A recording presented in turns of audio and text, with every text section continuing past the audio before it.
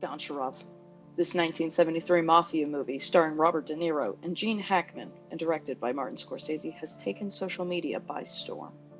Filled to the brim with symbolism and drama, it features a Russian mobster known as Goncharov attempting to get a foothold in Naples, Italy after being forced to leave Russia following the premature collapse of the Soviet Union. His wife, Katya, joins him in this quest, but she's none too pleased about it, and her brother Valery is more than willing to get back at Goncharov for dragging his sister away. The best part about this film is that it doesn't exist.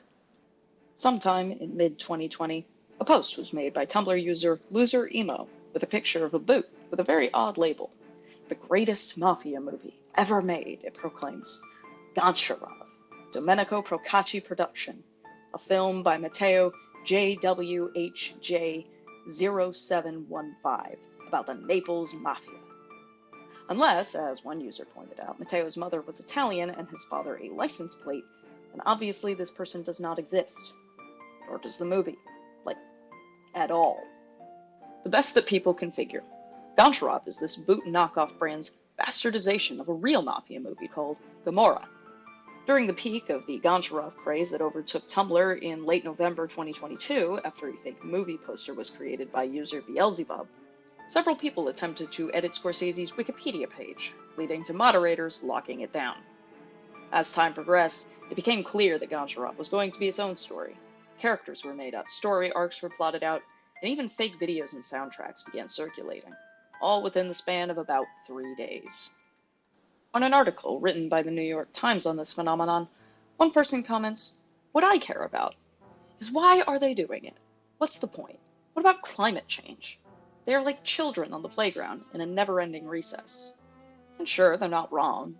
This was all entirely made up and will have no real lasting effects on anything, aside from many, many memes and even more fanfiction than Avatar, the highest-grossing film in its box office run ever. But all stories are made up.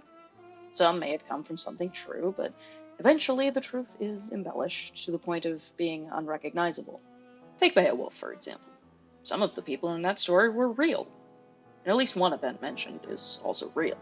But Grendel and his mother, the dragon, entirely fictional. Another example, King Arthur. Did he exist? Maybe. Did he do all of the things that legends claim he did? No, of course not.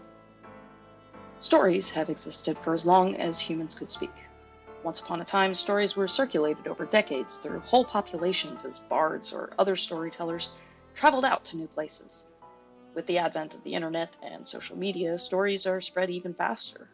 Now it's possible to hear about a story, do a quick Google search, and find thousands of comments, sources, and other parts of the tale, whether someone wrote it as fanfiction or if it truly belongs to the story's canon. One of these more modern legends is My Immortal, which is largely touted as the worst fanfiction ever written. Copies exist everywhere, even bound and sold on Amazon. Stories exist outside the walls of that main narrative as well. The drama between the author Tara and her friend Raven, the multiple claims by a guy allegedly named Toby that he wrote it as a troll, an entire debacle of author Rose Christo claiming to be the writer and trying to capitalize on it. All of these are intrinsically tied to the legend that is My Immortal. But what on earth does a terrible Harry Potter fanfiction have to do with Goncharov, greatest mafia movie never made? It tells us that legends and folk tales can still be made, even with the increasing globalization and absorption of stories into outside cultures. Goncharov, like My Immortal, is a modern legend, something entirely fabricated from a simple thing that people hoped to explain. No, it doesn't make any sense, that's the point. It's told as an example of what the internet is capable of. I mean, there are very few real contradictions in the whole idea, and those that do exist are minor at most. Actors, character names, and motives, and even themes have all been collectively agreed upon. We live in a world of constant movement. Goncharov shows us that sometimes it's okay to sit down and make up stories, to relax and play with tropes and characters outside of the constant cash grab that most media seems to have become. It's not being sold. It doesn't even exist outside of people's heads and posts. It simply is. There's something beautiful about that. If you're interested in other Tumblr legends, check out videos by Strange Eons or Sarah Zed.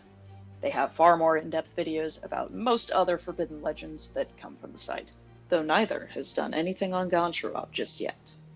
Thanks for watching.